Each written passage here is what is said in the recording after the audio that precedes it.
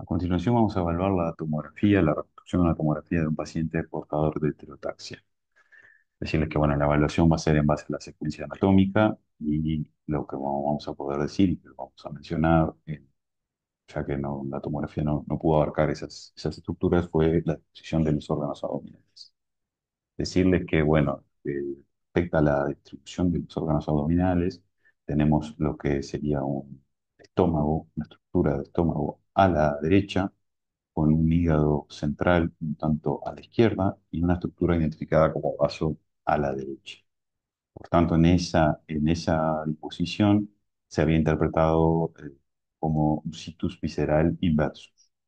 Decirles que la vena cava inferior tiene que aquí se puede ver en esta tomografía, tiene una relación anterior a la aorta, que se encuentra posterior, pero en el mismo plano, elemento que es sugestivo de heterotaxia. También decirles que si bien el hígado tiene un componente derecho, es un hígado más bien en posición central, como pueden ver la llegada suprahepática es este confluente venoso en el cual llega la vena cava inferior y conecta con las aurículas. Puntualmente conecta con la aurícula mayormente ubicada a la izquierda, si tomamos en cuenta que una probable separación de las aurículas por esta surco interauricular. La realidad es que no es posible definir eso, ya que lo que respecta a las aurículas, a la estructura de las aurículas y su conexión con el podemos ver que existen dos cavas superiores, ¿sí? Ambas conectan con la aurícula superior derecha que conecta con la aurícula derecha, ubicada a la derecha, y una superior izquierda que conecta con la aurícula ubicada a la izquierda, lo que hace muy sugestivo la presencia de una heterotaxia. Difícil definir cuál de las heterotaxias, ya que tanto las heterotaxias izquierdas como derechas tienden a presentar los cavos superiores, sin tronco denominado. Pero sí es de destacar que no existe estructura correspondiente a lo que sería un seno coronario y no hay una adecuada aceptación interauricular. Si ustedes observan, esto sería el orificio de la válvula B, que está oculto para poder analizar la luz interauricular. Podemos ver que sí existen estructuras símil septum, pero que son muy rudimentarias, que no abarcan, no llegan a dividir las aurículas.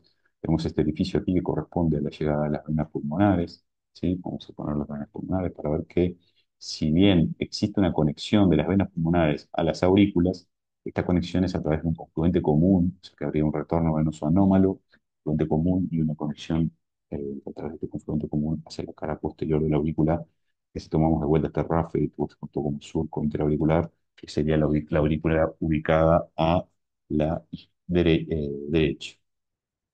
Entonces, esto no nos permite definir qué tipo de heterotaxia, pero es altamente sugestivo de heterotaxia, tanto la presencia de ambas cavas, izquierda y derecha, y la presencia de un retorno venoso anómalo. La presencia de una vena cava inferior tendería a sugerir más una heterotaxia de tipo derecha, pero la realidad es que las heterotaxias de tipo izquierda podrían llegar a tener una vena cava inferior intrahepática. La realidad es que la mayoría de los casos de los isomerismos tienen agenesia de la cava intrahepática y presentan un retorno vacío.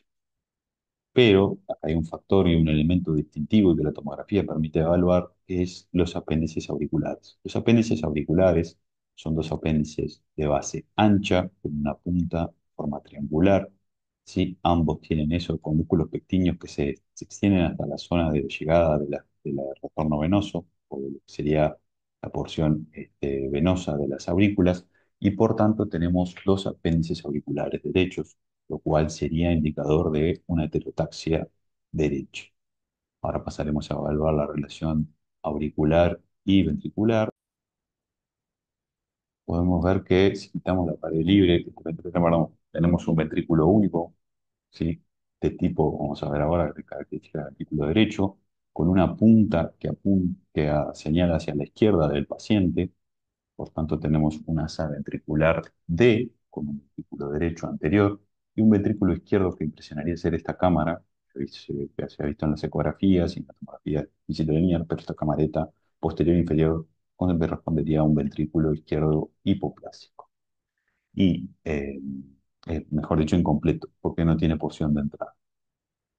Y si quitamos la pared libre de este ventrículo, vemos que es un ventrículo con retráculas profundas con esta gran estructura que se surca desde el septum interventricular hasta la pared libre del ventrículo derecho, que vendría a corresponder a la banda moderadora, y desde un infundíbulo surge este vaso único que es la aorta.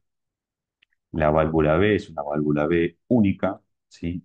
Que por distintos técnicos o es interpretado como una válvula tricúspide o una válvula AB común. Recuerden que hay algunos que plantean que se trata de una atresia mitral y este ventrículo incompleto izquierdo es producto de esa atresia mitral. La realidad es que tenemos un ventrículo único de morfología derecha con una válvula B común que comunica con ambas aurículas y de este ventrículo único sale una única arteria que corresponde a la aorta. Si quitamos la aorta,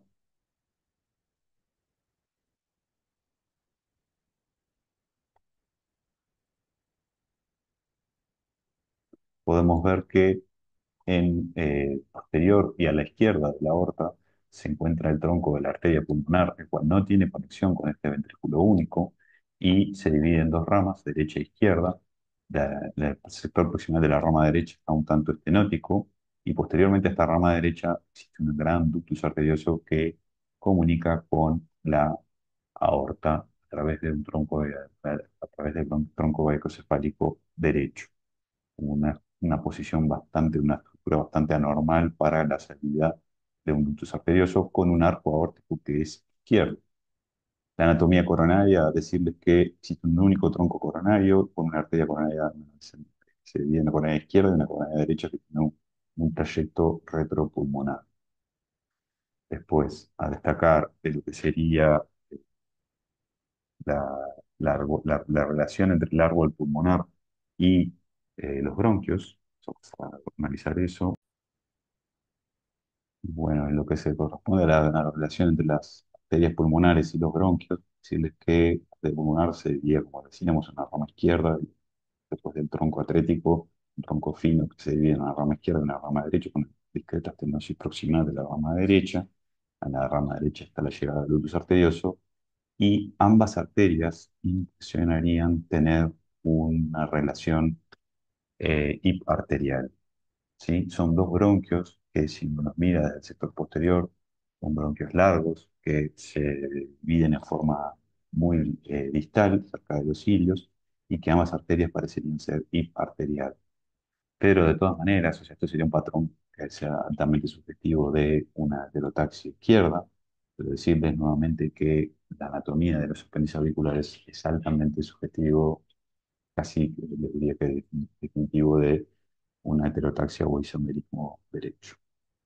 Y ahora vamos a hacer una vista final de, en resumidas cuentas, tenemos un paciente portador de heterotaxia con la resalación visceral que en principio sugeriría un situs inversus, pero la realidad es que la relación entre la aorta y la cava, que hay una cava inferior que está presente, haría pensar en una heterotaxia y es altamente sugestiva una heterotaxia derecha.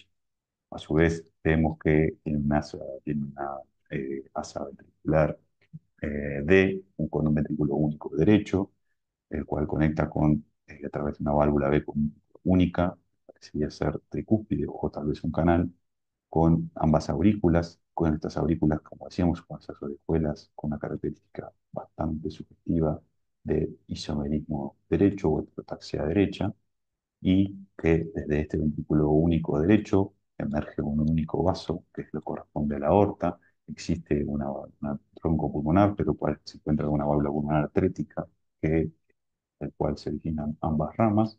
Y tenemos, como habíamos dicho, un arco aórtico que es de buen calibre, con un ductus arterioso que se origina del TBC derecho y se dirige hacia la rama pulmonar derecha. Y a su vez, en lo que respecta al retorno venoso sistémico, aparte de lo que mencionábamos de la cava inferior, tenemos dos cavas superiores, derecha e izquierda, sin tronco venoso iluminado y con venas pulmonares que confluyen una conexión común, y esta es la cara posterior de las aurículas, esta aurícula común. Porque la aceptación entre ambas aurículas, como decíamos, era una aceptación muy insuficiente. Por tanto, tenemos varios aspectos subjetivos de tanto de uno como otro del síndrome de heterotaxia, pero los apéndices auriculares son altamente subjetivos de una heterotaxia de H.